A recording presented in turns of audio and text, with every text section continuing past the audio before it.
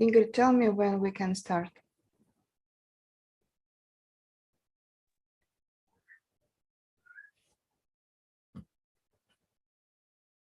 You can start. So we can start.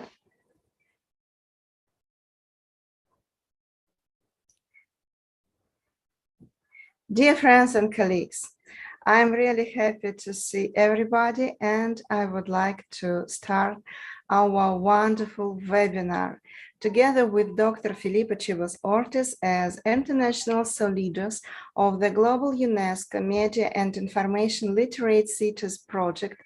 Today, we organize the webinar, Media and Information Literate Cities as OnLife Ecosystem, Integration of Digital and Physical Space. So we have the following main idea of our webinar. We live in OnLife reality, mixing and combining online and offline reality. Virtual reality is absolutely real for us now.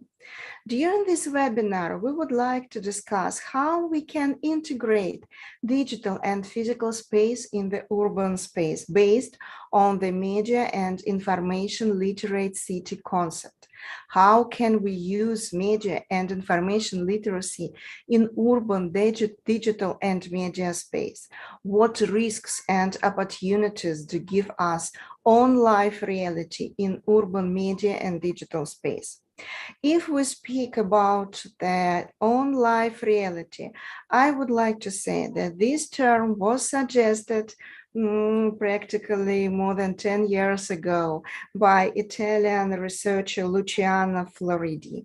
And this term means that we live in one way, in online and offline realities. So let's speak, let's discuss, and let's see what is OnLife ecosystem in the media and information literate cities.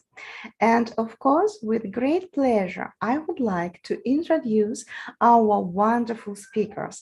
And as I said, usually, practically, during all webinars, I would like to mention and underline that our experts and our speakers are from different cities, from different countries, and from different continents.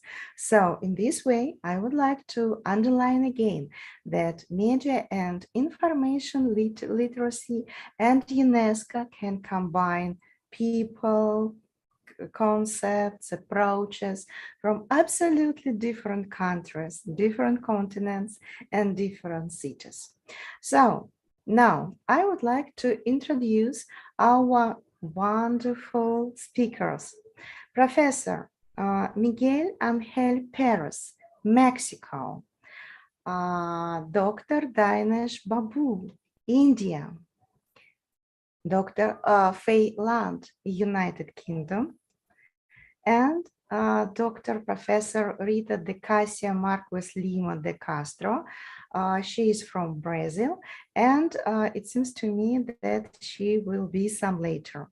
And also with great pleasure, I would like to introduce my host and leader of our international UNESCO global initiative about the development of media and information literate cities, Dr. Felipe Chivas Ortiz. So now if we have the virtual applauses, and now we will start. And I would like also to mention that during our webinar, we have two parts. During the first part, we will have the different presentations of our wonderful speakers from different countries, as I mentioned. And also, of course, we have the second part of our webinar, and we will discuss between our speakers 2, maybe 3 questions which are actual and interesting and profitable for the development of our topic today. And I would like to repeat that our topic today is about the OnLife ecosystem, and it's about the integration of digital and physical space in our urban space. So now, if we start our discussion, I would like again to introduce our first speaker, Professor Miguel Ángel Pérez. He is Professor of Technologies in Education at the School of Pedagogy of the Faculty of Philosophy and Letters of the UNAM. And I would like to announce the theme of his presentation. Professor Miguel Ángel Pérez will talk us about inherent debates by biases that unsupervised training uses in machine learning in MIL city framework. So, please, Professor Miguel. Thank you, Veronica. Thank you. Thank you, Veronica. Thank you, Felipe. So today we are going to talk about how MIL can transform our communities and empower citizens in our knowledge and information-driven society. But before we dive into that, let's first address the inherent biases that come with unsupervised training and machine learning in the MIL city framework. Now, when it comes to machine learning, the processes of training an algorithm can be done in different ways. One approach is supervised training, where you provide labeled data for the algorithm to learn from. However, sometimes we don't have access to such labeled data, or the process of labeling is too costly or time-consuming. This is where unsupervised training comes in. Unsupervised training involves feeding the algorithm with unlabeled data and letting it find patterns and structures on its own. The algorithm essentially tries to make sense of the data by clustering similar samples together or finding correlations among different features. Sound exciting, right? Well, it's in many ways, but there are some challenges that come with this approach. And one of them is the issue of inherent biases. You see, when we leave the training process unsupervised, we may unintentionally introduce biases into the algorithm. These biases can be a reflection of the data that was used for training. For example, if the algorithm is trained on data that was collected from a specific demographic, it may not generalize well to other communities. This is a concern because the MIL city framework aims to transform our communities and empower citizens. If the algorithm is biased towards a specific group, it might perpetuate inequalities and further marginalize certain communities. We obviously don't want that. Recently, I read a very interesting study from Giovanni Espitale in Scientific Advance in June about how an artificial intelligence model, GPT-3, disinforms us better than humans. The study discusses the capabilities of GPT-3,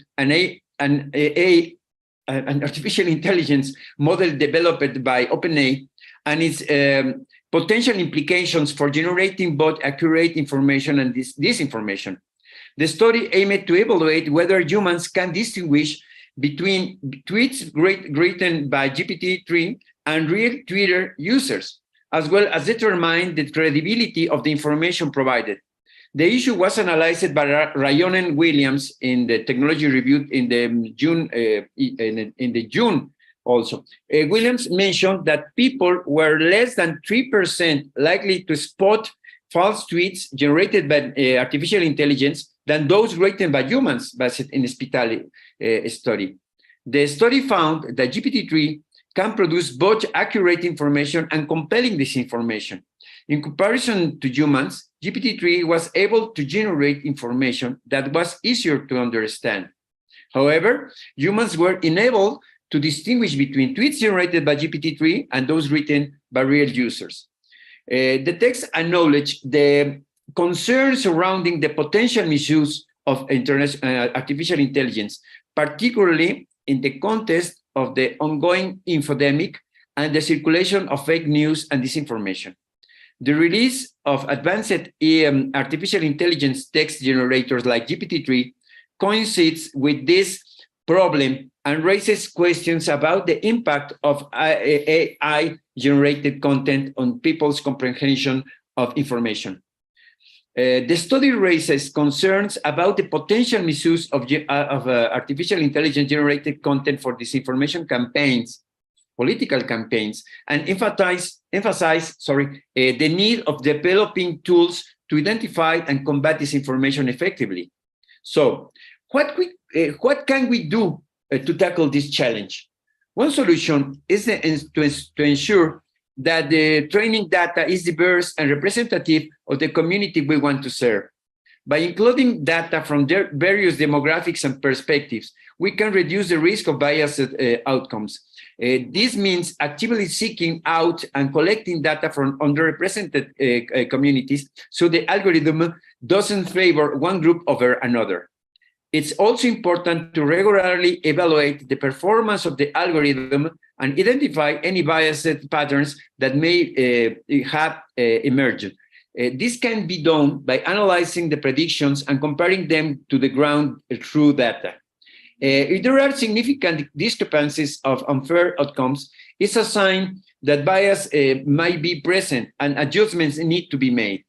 Other efforts are Instruct GPT, who is better solution following instruction people using it, known in technology terms like alignment, producing less misinformation and fewer mistakes, as was published by Technology Review in favoring issue. Furthermore, involving the community in the design and development of the MIL-CT framework is crucial. By including diverse stakeholders like such community leaders, activists, citizens from different backgrounds, we can foster a collaborative approach that ensures the algorithm goals align with the values and needs of the community. This way, we reduce the likelihood of biases going unnoticed and create a system that truly serves and empowers everyone. For this reason, in my everyday life, as a technology and education teacher, I work with kids and adolescents, creating learning experiences which involve machine learning for kids. Students train a language model with machine learning and teachable machine for kids, These web-based platforms let us to ask students to train model to identify with diverse person images. Let students to discover how different could be and how offer the automatic system many different images, let the model get a good discrimination between different people. Then we talk about unsupervised training and how data set could include cognitive and other kind of biases. Our mission is to help students to understand how data sets and algorithms are connected with this information generation. Now, let's shift gears and explore how MIL can transform our communities and empower citizens. MIL is about language understanding and generation, and this can have a significant impact on various aspects of community life. One area where MIL can make a difference is in communication. Language has always been a crucial means of connecting with others, expressing ideas and sharing knowledge, but not everyone has the same access to information or the same ability to articulate their thoughts effectively. MIL can level the playing field of providing language assistance and resources to those who need it. Imagine a community where every citizen can easily communicate regardless of their language proficiency, like me in English, or physical abilities. MIL can offer a real-time translation services, helping people understand and be understood in different languages. It can also provide accessibility features such as text-to-speech or speech recognition, helping individuals with disabilities participate fully in conversation and community activities. Education is another area where MIL can bring about significant changes. Access to quality education is not always equal, and some communities may struggle to provide the resources and opportunities needed for learning. But with MIL, education content can be made more accessible and personalized. MIL can analyze and understand individual learning patterns, adapting teaching materials to suit different students' needs and learning styles.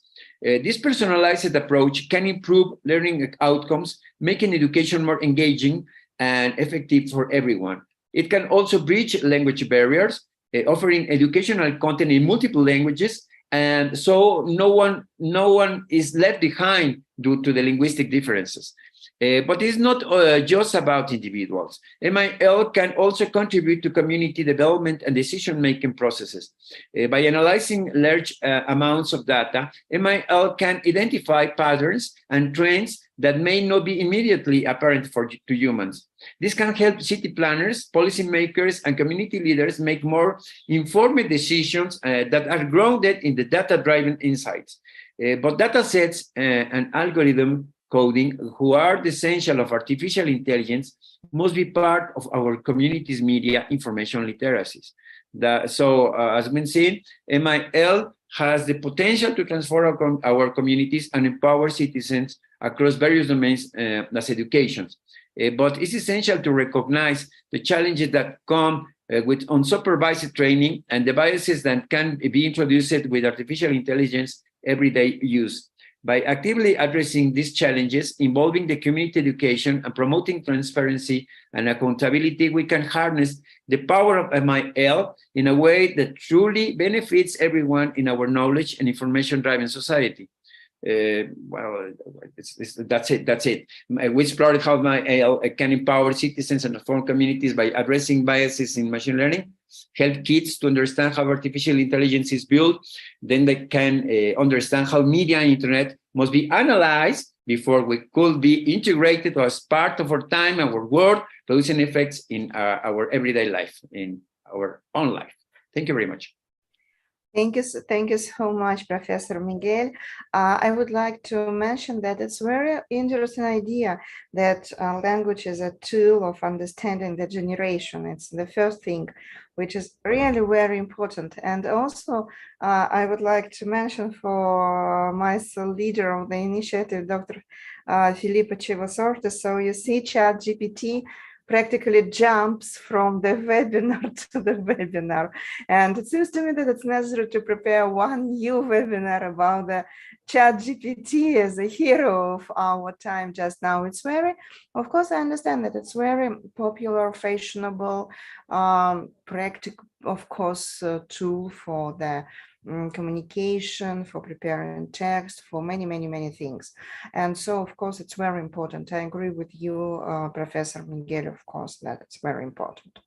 Okay, but now I would like to suggest to go to our second speaker, Dr. Dinesh Babu from India. He's assistant professor and vice chair of collaboration and project development of the Department of Visual Media and Communication, School of Arts, Humanities and Commerce, Amrita Vishwa Vidyapitham University, Kochi campus, India, and he will talk us about media literacy among urban cities in OnLife ecosystem, if I'm right in this way. So please, Dr. Babu, your presentation. Please don't forget 10 minutes. Is it visible? We see your presentation. Don't worry, everything is okay. We can start. Yeah. I'm delighted to have such an esteemed group of participants who is gathering here for discussing about our ML cities on OnLife ecosystem, integration of digital and physical space. First and foremost, I would like to express my gratitude and thanks towards Professor Philip and Dr. Veronica for having this vision and dedication to make this webinar possible. Your commitment to promoting a media literacy and understanding its impact on urban space is truly commendable. And today I'm going to discuss about how this digital and physical space is going to be getting into connected and how it is going to be helpful in towards media information literacy cities. As urban cities continue to develop and embrace a new technology, and it is crucial to understand the role of media literacy in shaping the urban landscape. Media literacy empowers the individual to critically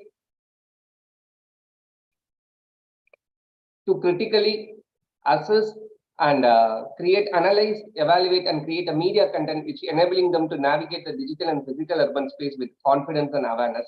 As Miguel pointed out, in as kind of India, as kind of the country like India, we have a linguistic barriers, which is because like 1,645 languages is there in India as per the survey of 2011. And while handling with the artificial intelligence towards language, it is more sensitive and inclusivity towards the all community of groups. So the integration of digital and physical urban space create a complex ecosystem that influences our daily lives in numerous ways. From the way we consume news and information to the formation of opinions and perspectives, media literacy plays a pivotal role in helping us make informed decisions and participate actively in our urban communities.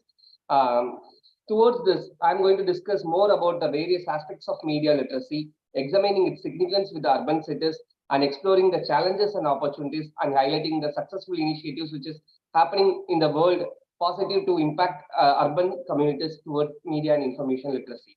More towards it, media literacy as no, the integration of digital and urban space, which transform the way we consume and interact with media, shaping our understanding to the world around us. This symbiotic relationship between the media literacy and urban life has created a dynamic ecosystem influencing our perception, behavior, and civic engagement. The integration of space, which is perspectives from around the globe. Social media platforms serve a virtual town squares, facilitating a discussion, activism, and sharing of ideas. Digital technologies enabling the citizens' journalism, empowering the individuals to the document and broadcast events in real time, changing a traditional media narratives, and fostering the participatory future. And various aspects of media literacy that aid the integration of this space. One is access to information, second is digital navigation, third is towards critical analysis, fourth is civic engagement, and another one more is like digital storytelling. While moving with this access to information, media literacy equips individuals with the skill to assess information from both digital and physical sources. In urban environments, this includes assessing the data, news, and updates throughout the various digital platforms such as websites, social media, mobile apps, and digital signage. Media literacy enables the people to critically evaluate the information they encounter, ensuring they can distinguish the reliable sources for misinformation or the fake news. And moving with the digital navigation, which is an important aspect in media literacy, which is increasing the presence of digital technology in the urban spaces. Media literacy helps individuals to navigate these digital platforms effectively. This includes understanding how to use the digital tools, interfaces, and applications that provide information about urban infrastructure, transportation services, and amenities. Media literacy enables people to interact with the digital platforms and digital maps, GPS systems, augmented reality, virtual reality applications, which enhance the ability to explore and engage with the urban environment. And moving with the aspects of critical analysis in media literacy, which empowers the individual to critically analyze the media content, including both digital and urban physical forms. In the integration of urban spaces, this involves evaluating the messages, representations, and narrative portrayal of various media channels. People can critically assess the impact of digital advertising, public displays, architectural designs, and interactive installation of physical urban environment. Media literacy helps individuals to recognize underlying the biases, ideologies, and agenda in media content, facilitating more informed understanding of urban spaces. And move towards a civic engagement, which enables the individual to actively engage their urban environment and participate in civic affairs. In digital realm, this involves using social media platforms, online forum, and digital communication tools to voice the concerns, share the idea, and participate in discussions regarding the urban planning, development, and governance. Media literacy helps in individuals understand the role of digital platforms in shaping a public opinion, mobilizing the community, and fostering the collaboration between citizens, government bodies, and urban planners. Moving with the aspects of digital storytelling. So throughout the digital storytelling techniques such as photography, videography, blogging, and social media posts, people can share their experience, perspectives, and narratives about urban environment. And moving with the most important thing towards ethical consideration. The ethical consideration is most important aspect which deals with media and information literacy. That is including understanding the issues related to privacy, data security, intellectual property, and digital rights. Media literacy helps individuals to make informed choices about sharing a personal information, engaging with the digital platform responsibly, and advocating for ethical practices in the development of implementation towards urban technologies. Moving with the media literacy and its significance with urban cities, we have to focus more with different aspects, that is towards critical thinking and evaluation, active citizenship, community engagement and collaboration, media consumption habit, privacy and data literacy. Those initiatives success all around the world connecting with the urban cities. Moving towards active citizenship. While we are media literacy empowers the urban residents to become active citizens by engaging in civic activities and participating in local decision-making process, which is towards the media messages. Individuals can better assess the political campaign, public debates, and urban policies. They can also use media platforms to voice their concerns, mobilize their community, and advocate the positive changes in their city. And community engagement and collaboration is a main factor towards media information literacy city. That is significant is to promote a community engagement within urban cities, enable the resident to connect, communicate, and collaborate with one another, breaking down the geographical barriers throughout the social media, online forums, and digital communication tools, improving and enhancing and addressing the social issues. And moreover, towards the media consumption habit is getting changed with the media literacy cities. One is like encourage the individuals towards the consumption habit, which is like understanding the persuasive techniques employed by the media. Urban residents can conscious choices about their content and information which they are getting out, and avoiding influenced, harmful, or manipulated messages. And I have a certain initiatives which is most successful in around the world. One is like Media Smarts, the News Literacy Project, Media Educational Lab, Breakthrough from India, the Community Radio Movement, ECHO, Internet Sati Program, UNESCO Media Information Literacy City, IT at School Project, Social Media Literacy Campaigns, Media Literacy Programs in universities, 13 metrics, which is framed by our Dr. Professor Philip, which is more helpful for framing out our MAL cities more truthful towards media and information literacy. And from our part, as a professor and as from the environment with the university, we are actively participating with lot of events and activities which is encouraging media and information literacy. Few of them relate with activities, few of them relate with research, and few of them towards collaborating with the local bodies to build informative literacy society. And we have a strategic plan which is framed for improvising media, digital and physical space to make a possibility towards media and information literacy. Moreover, towards the conclusion, the vital role of media and information media literacy is most important, and which is going to transform the dynamic ecosystem. By equipping individuals with the skills to assess, analyze, evaluate, and create a media content, media literacy enhances their understanding and engagement with the urban environment. And moreover, I would like to conclude with that the informed society will create a most impactful and create a most efficient ecosystem towards urbanization and urban media information and literacy. Thank you for this opportunity by Professor Philip and Veronica and all other experts who is going to discuss on MAL. Thank you. Thank you so much, Dr. Babu. You're absolutely in time. As always, I know, because we know each other, it's not our first webinar. I would like to underline two things, of course. So first of all, I would like to underline the very interesting and very good idea about the aspects of media and information literacy, which was during your presentation. I would like to underline again that the concept of media and information literate city, it's about the comfortable urban space for citizens. And it means that we can combine absolutely different approaches.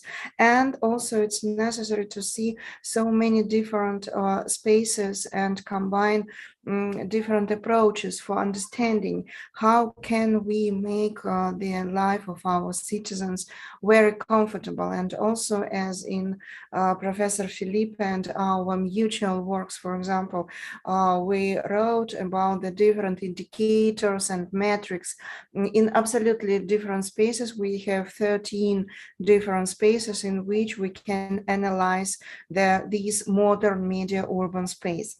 And the second thing I would like to underline also from your presentation, Dr. Babu, it's about the initiatives. It seems to me that it's absolutely important when we have absolutely different initiatives for improving, for involving, for development, for example, in different things. It's very interesting, and of course, it's very important. Thank you for your presentation and for your speech, of course. So now we are going, and now with great pleasure I would like to introduce Faye Land from United Kingdom. She is Media Literacy Senior Associate for Ofcom, and also, if I'm right, she also the representatives of European Network of Broadcasting and Regulators, one of the biggest in the Europe. And Faye will tell us about the mental health in urban digital space in MIL-CT framework.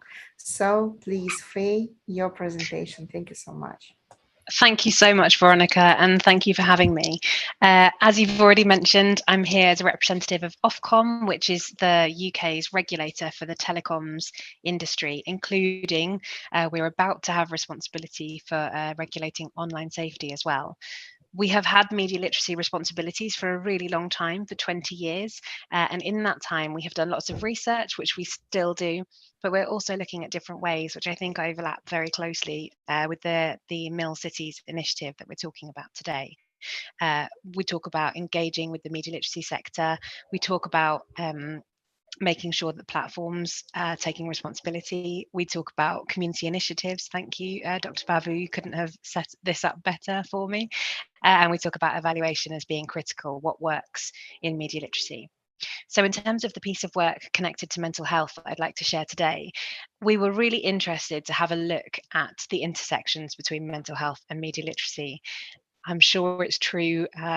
Everyone today is from kind of different continents and different countries. In the UK, it's the case that we talk a lot about the negative impact on mental health of social media, for example, and life online. Screen time comes up a lot. But we wanted to really understand what that looked like in more detail. And so we set out to find out who was trying to do something about this. So which organizations, what they were doing, and who they were doing it for and with as well. And we wanted to kind of share those opportunities. So I'm really excited to be able to share what we found today. The piece of work was qualitative. We spoke to lots of organizations and we had a couple of criteria for how we did this. So we spoke to 14 case studies in the end, and we pulled from the conversations 4 principles, 15 ideas for action, which I will whiz through. Absolutely, I think I have 8.5 minutes left, and we published those as case studies, so that report is available on the Ofcom website. We were really keen to make sure that we got as broad a range of examples as possible. And that was true in a lot of different ways, a lot of different spectrums. So we wanted to ensure that we had diversity in terms of demographics, in terms of representation across the UK. Also, we noticed that there were kind of these almost a spectrum of the way that people were delivering interventions. So from the preventative, thinking about how to protect people's well-being, all the way through to using media literacy as a tool in kind of almost the treatment and diagnosis of mental health challenges. And we were really keen to see a real variety, a real range of the way this work was being done, because we thought that would be the most interesting way to present the work. So the first principle, and I think, Veronica, this is why you've invited me today, this very much resonates with the OnLife principle that you have described. We said we no longer go online, we are online. And there were 4 case studies that were part of this. One that I would like to highlight is the Sharon project, which you might be familiar. In the UK, we have the National Health Service, the NHS. And this is one region of the UK where the NHS is delivering, they've almost created a closed social media platform for people who are receiving treatment for mental health illness. And this was an opportunity for people to access support, access resources, have a community, and kind of identify other people who've been through similar things. And so that was really important, having that kind of shared space to connect. And I think it really recognises that idea that the support that we need, it's possible to access it online as well as in real life, and the best possible support it's possible when it goes across real life and online when it's OnLife. So the ideas for action, again, I won't read all of these in the interests of time, but just to pull out the ones particularly relevant to Mill Cities, I've mentioned, I think the benefits of peer-to-peer support are particularly interesting, and really thinking about the interaction between our online lives and offline actions and support as well. So really thinking about what that looks like in terms of mental health support and provision on that one end of the spectrum. The second principle that we found from our discussions was, done well, online spaces can nourish us and contribute to good mental health. And so this is perhaps a more positive message than we typically hear. We hear a lot, as I said, about the negative impact of being online on mental health. And so what came across really strongly was how there are things that we can all do as part of our role as citizens in Mill Cities to make sure that we're having positive opportunities as well. So in this case, I'd love to pull out the female lead, the work that they did. It was a huge research project called Disrupt Your Feed.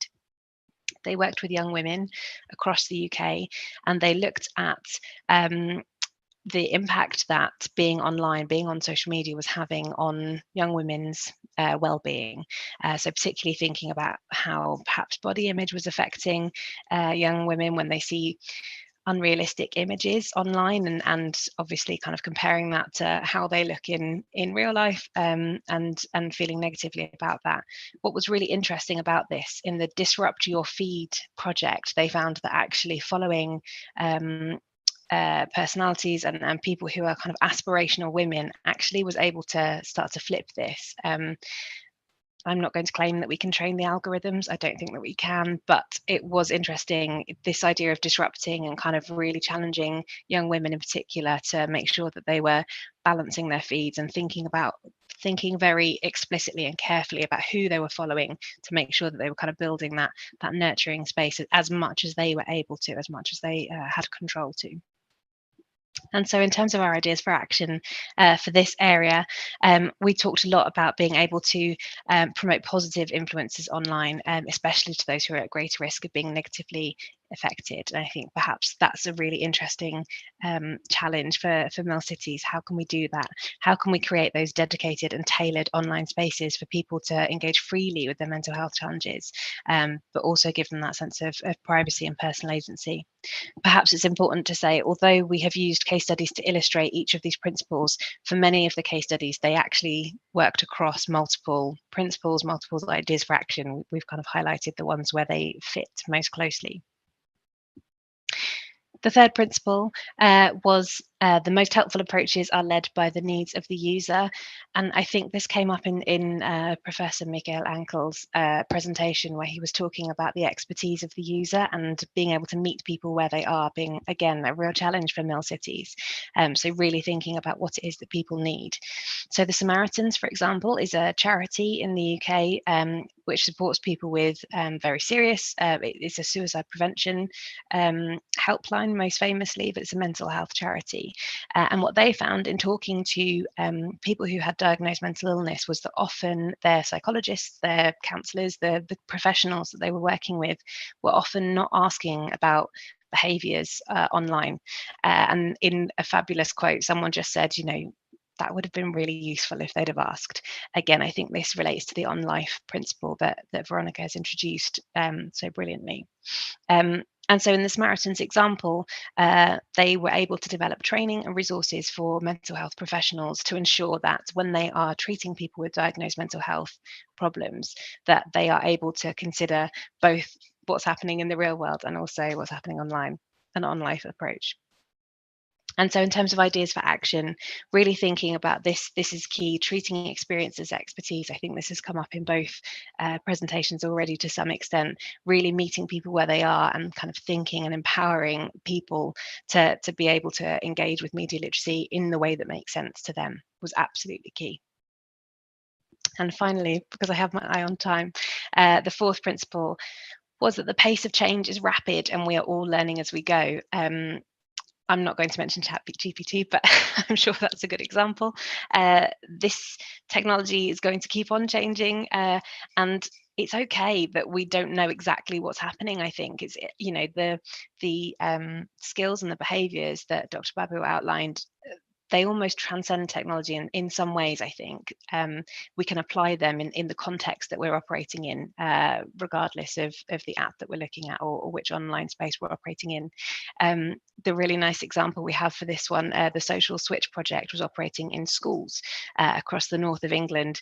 And we had a 15-year-old boy who said, "Oh, I'm so glad I'm not 11. The things those young people have to deal with." He already felt like things had changed, and that it was a different experience for 11-year-olds than for him at the mature age of 15.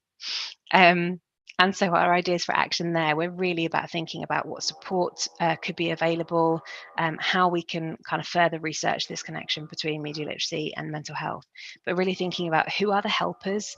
So I think, again, that's another challenge for Mill Cities, really thinking about who are those professionals, who are the peers, the people who can help to meet people where they are, to engage them with the Mill skills and behaviours that they need. That was everything that I had. I hope that was okay, Veronica. Yes, Jeffrey, thank you so much. It was absolutely interesting. And I would like, again, I would like to underline a wonderful phrase which I saw in your presentation, that we are leaders and champions of our mental health. It's absolutely wonderful idea, I would like to say. And of course, so many different initiatives which you mentioned during your presentation. It's very interesting, and it's absolutely in the flow of media and information literate cities and the concept of media and information literate city, I would like to say. Great, thank you so much again. And now, with great pleasure, I would like to ask to make the presentation Dr. and Professor Rita de Cassia Marques Lima de Castro from Brazil.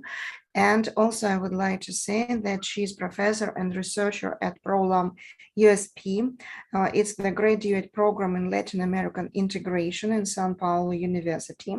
Also, she is president for Brazil and head of international relations at Latin American Center for Studies in Pedagogical Epistemology, if I'm right. So please, Dr. and Professor Rita de Cassia Marques Lima de Castro, and the theme of the presentation is the education indicator in the MIL-CT framework. So please. Where is Dr. and Professor Rita? She's okay. She was here, but I hope that she will come again. So wait for 1 minute, please. We have some technical skipping. So here comes. Yes, Rita here. Yes, I see that Rita is here. Just a moment. Okay. Yes, Rita is here. Just a moment. So yes, I saw her.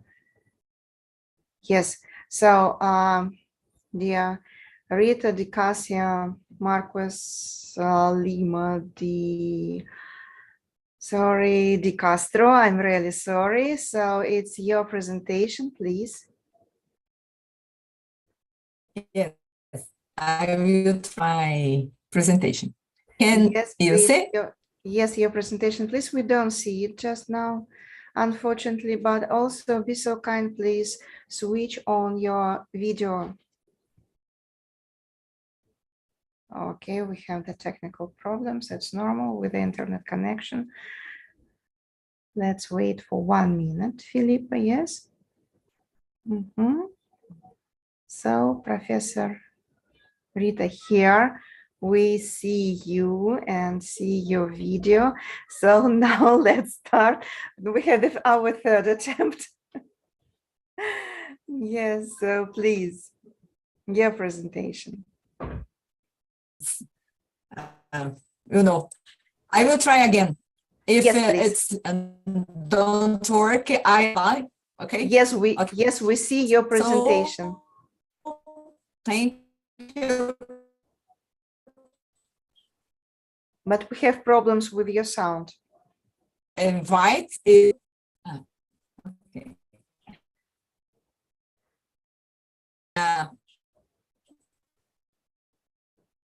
Do you hear me? No. Very bad, unfortunately.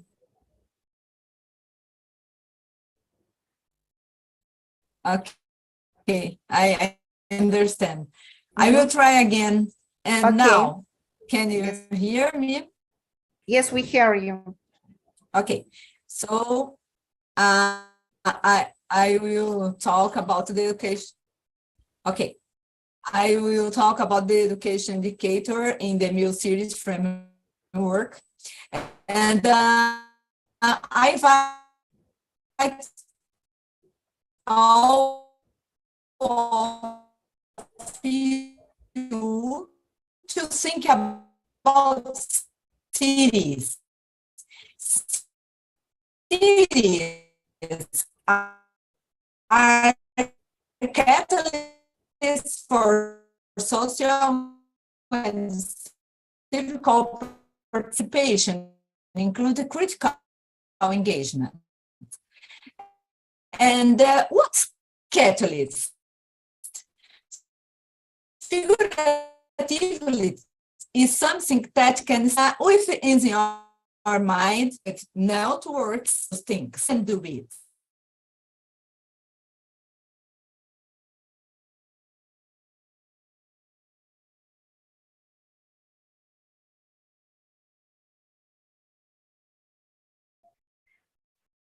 Rita, could I ask you to switch off your video? Maybe it helps.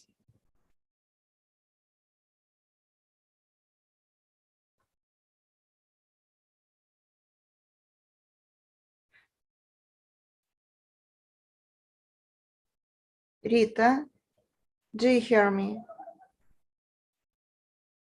Just a moment. We try to do it. We have the problems with the internet connection, so don't worry. We try to organize it again. So, Rita, could I ask you to, yes, you switch off your video. It's wonderful. And now let's try to share the presentation again. Maybe, no. No, I have the sound. But maybe we have the problems. We have the technical problems. Can you hear me, Veronica? Yes, now we hear you. Let's switch off your video and let's share your presentation without video. Maybe it helps. Okay, perfect. And we will try to share the presentation. To share a presentation, yeah. Okay. Oops. No, we haven't. It seems to that we will have the opportunity to share a presentation today, unfortunately, but we will do it. Okay, let's the third attempt. And if we will have this, and if we have the same situation, we will go to our question and answers sessions. Filipa, are you ready? You are on mute. Yes, I see. Okay, so let's try again. Oh, thank you so much. No, Filipa, let's try again with the presentation, and then we will see.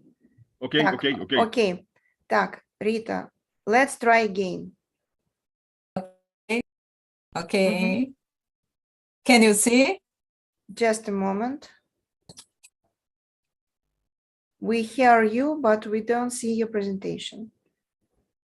Now, yes, you launched that screen demonstration, and now,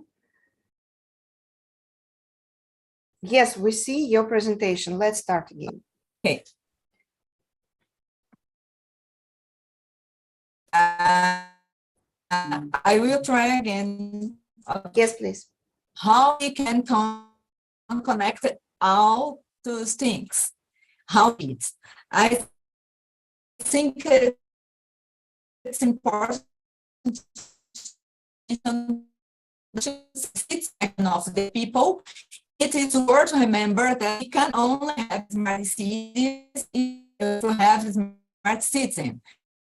Hence, we need empower. No.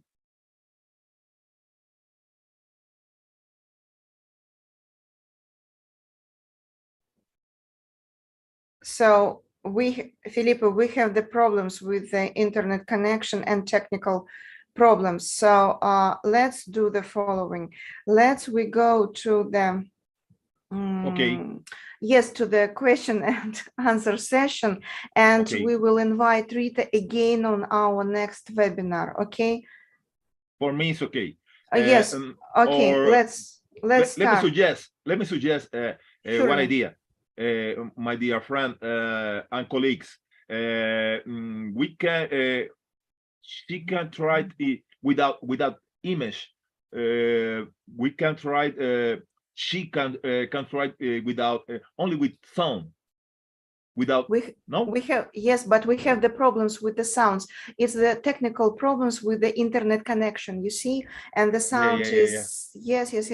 So it's not about the presentation.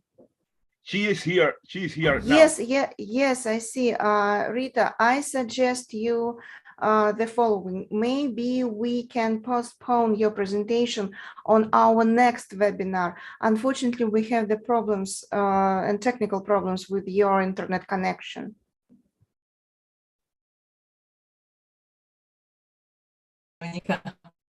Unfortunately,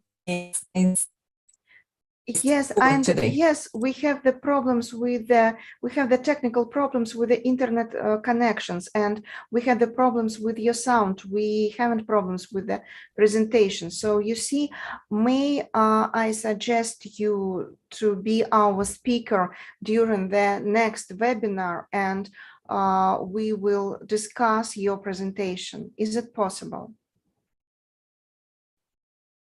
Yes, problems. And yes, if you prefer, Professor, and the Professor Felipe can speak, for example, I try only to speak, or in the next presentation, we try again. Thank you so much, Rita. Thank you so much. Okay, so in this point, I would like to finish our first part of our webinar, and now let's discuss our questions. So Filippo, please take the floor, and of course let's try in also ask Rita about the different things and about her opinions and about healthy thoughts about it. So now, please. Okay. Yes, Philip, please. Do you hear me? Oh, thank you. Thank you so much, Professor Veronica Yarnik. Thank you so much, all my colleagues. Of course, thank you so much to the audience present here today. I am very, very happy with this meeting. Of course, with the ideas about mill cities to discuss in this session. During this webinar, we would like to discuss how we can integrate digital and physical space in the urban space based on the mill city concept. But before, let me share some ideas. Today, we have several challenges, including how to integrate the physical and digital city. New professions are emerging, and new digital skills and media and information literacy skills are needed, of course. One priority in this is we need all to become literate in order to understand and act in this new reality, in this new education in media and information literacy from across the cities is the role of all social actors in the city, and especially those we call the five main agents of innovation: policymakers, educators, technology-based companies, artists, and ordinary citizens.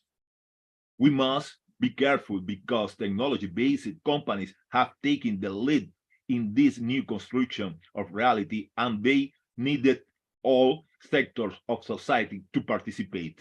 The technology is an opportunity and a threat, of course. Is this new era reality a multidisciplinary approach to our cities is necessary, but with the citizen at the center. We are discussing the present and the future of the life here. We must learn to use generative artificial intelligence, of course, all of them, but ethically.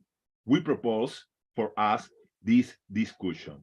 Well, my two questions for the all present, or of course, of the speakers are: how can we use media and information literacy in urban digital and media space? And the second, what risks and opportunities do we give us OnLife reality in urban media and digital space? Well, do you have the floor? The first speaker, Miguel Angel, please. Sorry. When I say that we need to involve the community in the design or development of the MIL's citizen framework is crucial. Including stakeholders, you say, Felipe, include stakeholders and community leaders, activist citizens, mainly the teachers, because education is in our field. Educators we need to understand how media literacy is developed. We need to understand how technology works. The teachers will be empowered when they receive the knowledge about technology and how the technology works in social media and how it works in artificial intelligence, etc. Then I feel that we can foster a collaborative approach that ensures that we are aligned with these values. When Faye mentioned this principle, I was very impressed about the idea that we can really contribute to reduce the biases that are in the social media when we help the students to discriminate information, when we help citizens to understand how this social media works, how the big companies are using and the politicians are using social media to preserve many kinds of biases about race, about the different gender. I don't know what's the word, but the sexual preferences of the people. There are a lot of biases in our culture, and the social media is reproducing all the system biases that preserve the power of these groups. But the citizens needs to understand that, and the MIL it must contribute to understand how it works. I feel that's the problem in education, and education is not only the formal education in the schools. We need to understand that education is in around us, and how social media works. Could be that Faye mentioned a way to really help the people to be educated about media. Thank you. I'd love please, to add to that. Professor Faye, please. Thank you for the promotion, Professor Felipe. Absolutely agree, Professor Miguel Angel. And one thing that makes me think about that's really interesting is that it's true, certainly in the UK, everybody needs support with their media and information literacy. Everybody needs to have their skills improved. However, I think a key risk in the UK is increasing inequalities as well. So we know that in terms of media literacy skills in the UK, it's not equal. Older adults are more likely to struggle, particularly they're less likely to be broad users of the internet, so they're less likely to feel confident in terms of engaging with information, engaging with content online, and making those decisions, identifying scams, misinformation, etc. We know that younger children struggle with that critical engagement. People with learning disabilities equally struggle with boundaries. So one challenge that we have in the UK and as the UK regulator is to think about, yes, everybody needs media and information literacy skills, and that is partly our responsibility, but also we must make sure that no one is left behind. So it's also about how do we tackle those gaps, and how do we make sure that we target the most intensive work to the people who need the most support. Thank you so much for your wonderful answer. Well, And yeah, Professor Philip. Professor, Go I don't ahead, know, Professor Dinesh. Finish. Go ahead. Yeah. So I am agreeing with Megul's statement, like making civic engagement and collaborating more with people, creating a network among the teachers and students, creating campaigns among the public with the community engagement with the different communities, which will enrich this media and information literacy more, awareing the people with the media information literacy more. And again, one more thing is like moving with the tools. The people should understand the usage of tools, adapting towards the tools, how the tools benefit and support the people to understand the literacy related with the media, information related with the media. And again, more with that, to understand the misinformation and the biases towards the technology. They have to be more aware with those all things. For example, creating the sensitive informations, awareing the people with the sensitivity and inclusivity towards the culture, language, and the way it is getting communicated, and the way the information is flowed in the society. For example, like the biggest challenges which we are going to face is with the data, the information through the AI systems, which is going to interlink with the culture, tradition, and languages. So the people has to be more aware with such a kind of information with the usage of technology tools, which they are going to work with the day-to-day activities, which is going to merge with the day-to-day activities of the people. So that is most important point which I have to give with the digital and the physical space where we are going to match over with the media and information literacy. Thank you, Philip, and thank you all. thank you so much, Professor Dinesh Babu. Well, Doctora Rita de Casa, you can respond these questions. I will try. Can you hear me? Yes. Okay, I totally agree with Professor Miguel, Professor Faye, Professor Dinesh, and Professor Felipe. I only to point an important aspect, I think, and that we all understand that there is a strong relation between education and the MUCITY's objectives. I think collaboratively, MUCITY's promoting media and information literacy by creatively connection and cities and people. And this is so important. For example, from America Latina perspective, we have a lot of inequalities. So we need, with collaboration, we need to change this point. And I think cities combating misinformation, fake news, and deep fakes, and the post-truths, for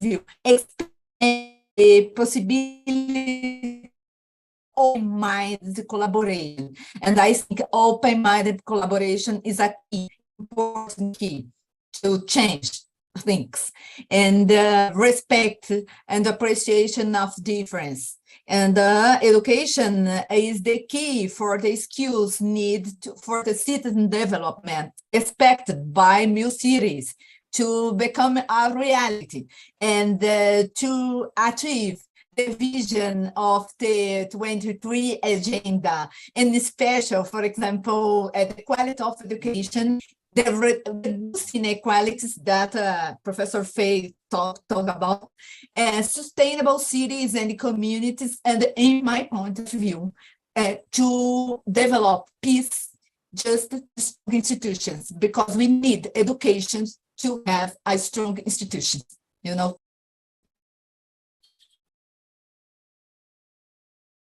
Thank you. Thank you, Professora Rita, for your opinion and your ideas. Thank you so much. And I would like to ask with other question for our speakers. My question is, in this new context, hybrid context, with different cultures, different technologies, and of course, different society, post-pandemic society. My question is, how to stimulate the development of digital skills and media information literacy skills with artificial intelligence? You got the floor, please. Who is the first? Yes, we have the experience of Finland. Yeah. This country obligate to all the citizens to have media information literacy, and especially in artificial intelligence use. It's very important because when the public policies, the government understand the needs of prepare the citizens to be part of this digital life, they contribute to help to superar, I don't know the word that, but it go more than the barriers, the gaps that we are facing every day in technology, and especially when we use artificial intelligence. That is an emergent, is arising, is in everywhere, in everyday life. Then we need mainly to help the education officials to change the curriculum, to integrate the use of artificial intelligence, not that only that users, that we need to understand how train models, especially the language models, how the data sets are created. One thing, 1.45% of all the knowledge that ChatGPT-4 using are from Wikipedia and non-academic data sets and resources. Then mainly the content that the ChatGPT and artificial intelligence is using comes from data sets that are non-academic. When I asked about Miguel Ángel Pérez in ChatGPT, they said that I am a Spaniard psychologist. I am a Mexican philosophy teacher. That is false. It's my own life in the internet. When you use ChatGPT, it's false. Then we need to understand how artificial intelligence works, because there are the news in the TV and the news in the social media using information that is false. We're in a kind of false life. We are living in a bubble that is full of false information. We are all agree about that. But how we can prepare teachers and students to understand how this form of information is created? We need to understand that the autonomous systems has not ethical principles at all. Dr. Dinesh Babu show us how this works, and it's very important to understand. The citizens want to understand how all this stuff works, and try to use it for our purposes. When faces show us how the mental health is affected, and how we can use the social media and the artificial intelligence to create new information and knowledge to help people to be health and avoid the damage of the social media. She show us how we can really use technology in our benefit. And sorry, but I need more coffee this morning. My language is my tongue is very, very bad this morning now. Sorry. Don't worry, Dr. Miguel. I needed two. Don't worry, I needed more coffee too. Well, let's continue. Professor Dr. Dinesh Babu, please. Yeah, like what Miguel sir told, we have to work as kind of layers, like the teacher community, the student community, and the local bodies who should understand how we have to use AI tools to avoid this misinformation and biases, which is completely flowing in the social media. So understanding about the nature, the geography, and the demographical ideology of people, the social norms, the people can understand. For example, I am from India, and we have almost like 1,600 languages, and we have a diverse of culture. This understanding should be known to people who is going to interact with the other people. Like a Mexican, I want to understand how the Mexican language, how the social norms and cultural norms it is. Because without understanding, if I'm going and searching for something related to Mexican, I will get a full knowledge from that. Because the full data will be there, which is going to misguide me towards the information. So understanding about the people, understanding about the culture and the language and how they communicate with the people, it is most important. This will come through a kind of curriculum which is going to support social norms and people. Without understanding the people, without understanding the society and the culture, there's no use of grasping of information. So that is my point of view, where we have to filter the misconceptions, misinformation from AI. Yeah, over to other people who is going to give a fruitful information. Okay. Yeah. Okay, thank you so much for your contribution, dear Professor Dinesh Babu. Well, Professor Feyland, it's your turn. Thank you. I'd love to add to that. We've been talking a lot about the risks and opportunities of OnLife. And if I can provide a practical example, we've talked a lot about initiatives that are needed.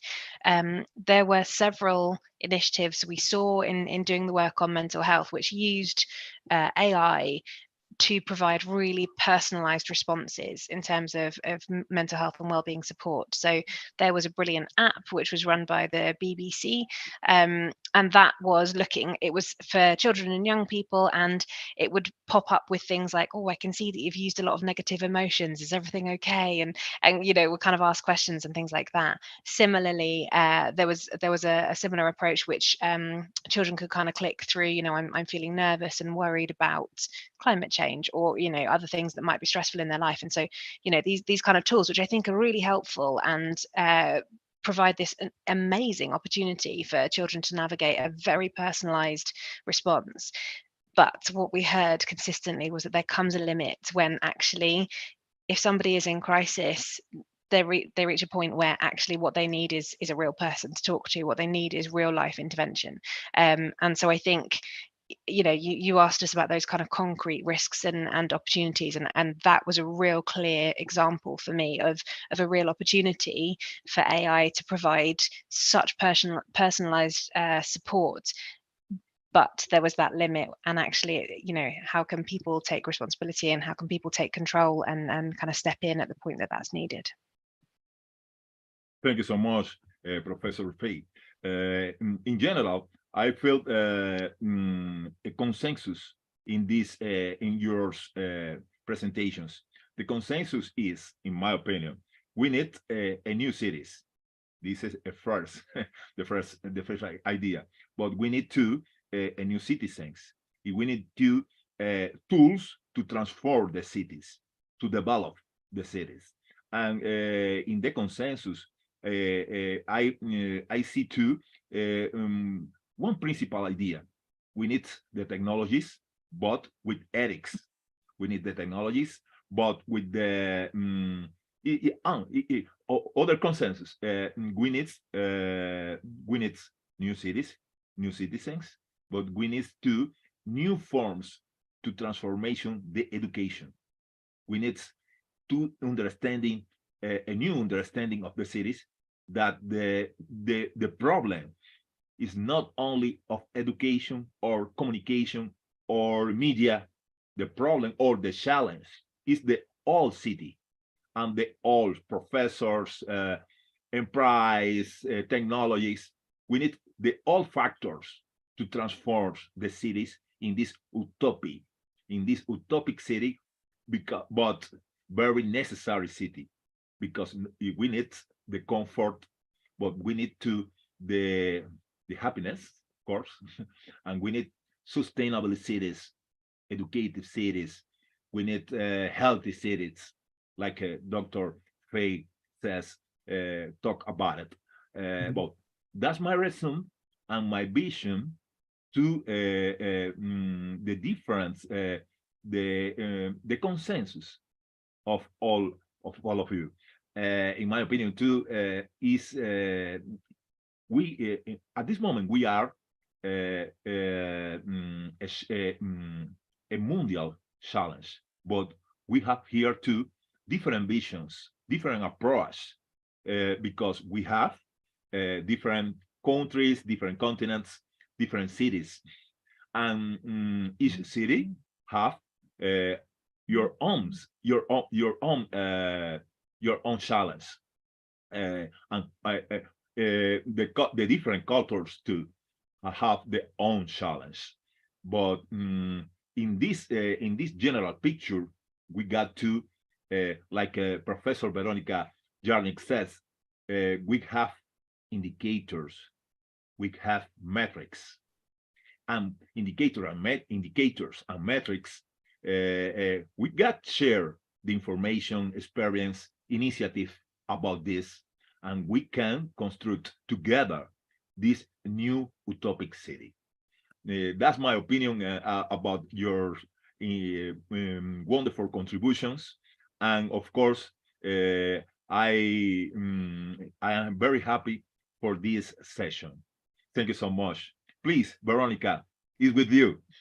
Thank you so much, but maybe also Rita would like to tell something about the last question. Be so kind, please, if possible, of course.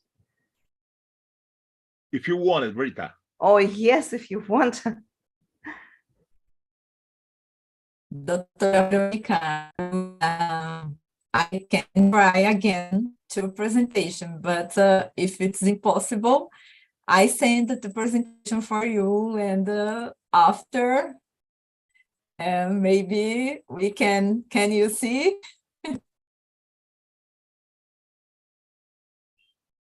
Or not? Oh.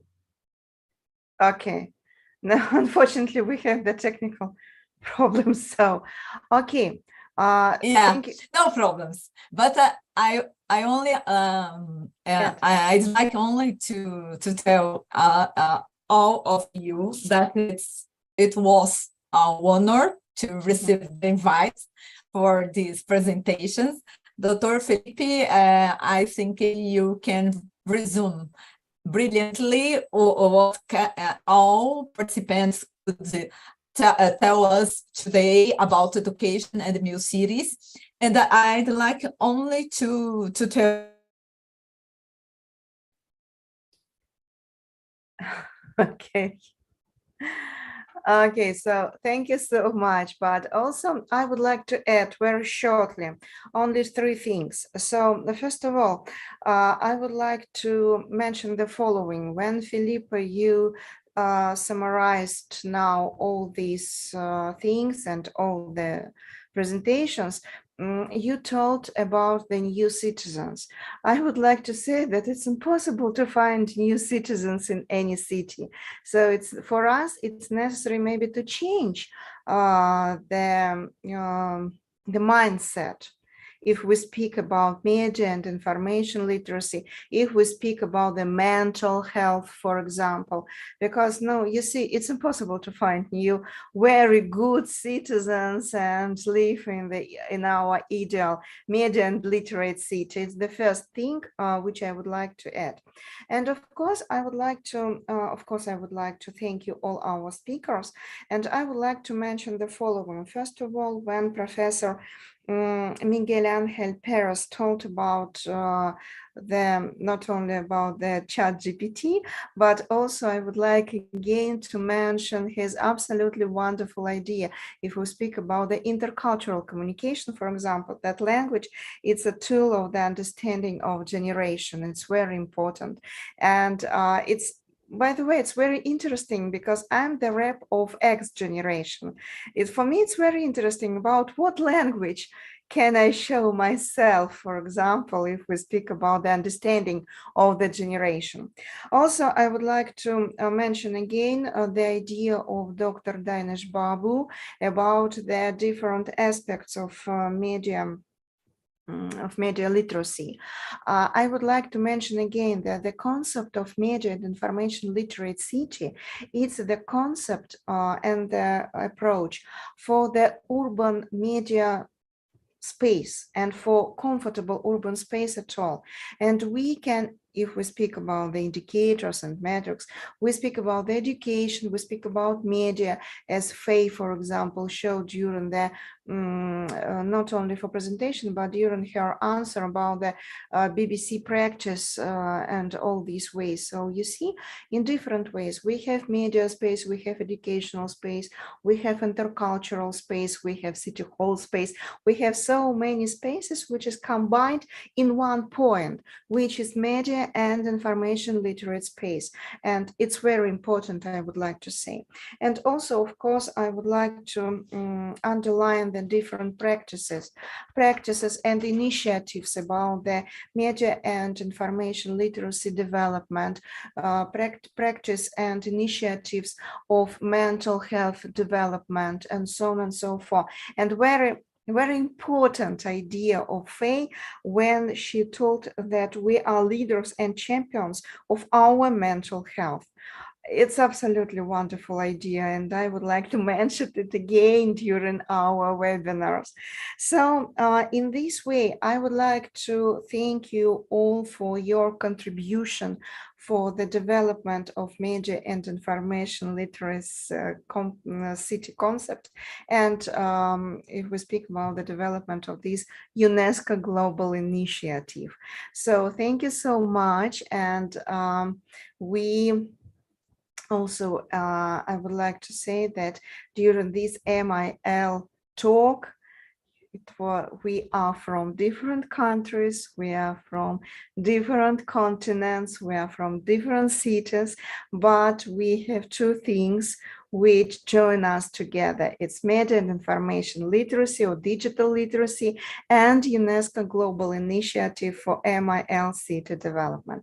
Thank you so much for your contribution, for your thoughts, for your ideas, and for your participation in this MIL talk. Thank you so much. Thank you so much to Dr. Veronica. Thank you. Thank you so much to all. Thank you so much, dear Igor. Thank you so much, dear Miguel Angel. Thank you so much, Dinesh Babu. Thank you so much, Faye Land. Thank you. Thank you. Thank you for having me. Thank you, Dr. Veronica. Thank you, Thank Vijay. you. Thanks. And